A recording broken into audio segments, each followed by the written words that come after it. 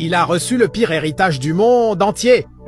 Mais il a fini par gagner plus que tout ensemble.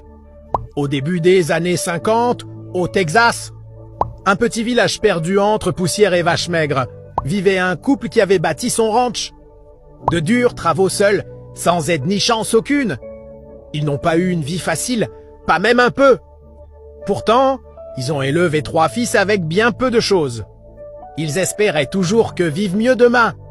C'est le fils aîné qui a le plus souffert de tout. Quand il est né, ses parents étaient jeunes et pauvres.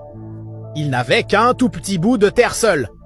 Il a grandi en voyant ses parents lutter pour la nourriture.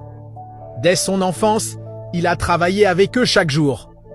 Pas par obligation, mais parce qu'il voulait les aider. C'était un jeune silencieux, noble et grand travailleur. Il allait chez les voisins au ranch pour quelques pièces, ou un plat de nourriture, tandis que ses parents aussi. Aider où il pouvait, dans les fermes alentours.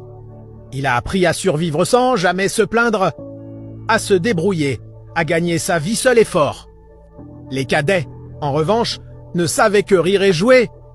Pour le travail, ils étaient paresseux, trop paresseux toujours. Ils finiront par apprendre, disait le père avec foi.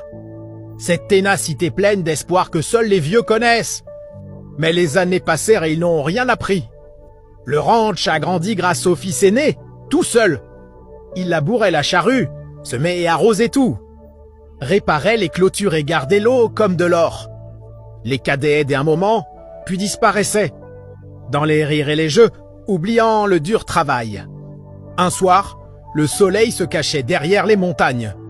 Le fils aîné arrosait les sillons du ranch familial.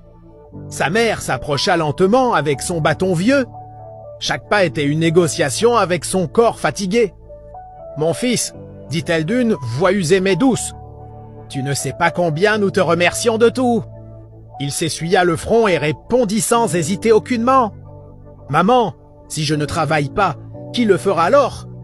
Elle le regarda avec fierté et tristesse mélangées, comme si elle gardait un secret qui lui pesait beaucoup. Les années passèrent, le temps fila trop vite. Les vieillards devinrent plus fragiles chaque jour.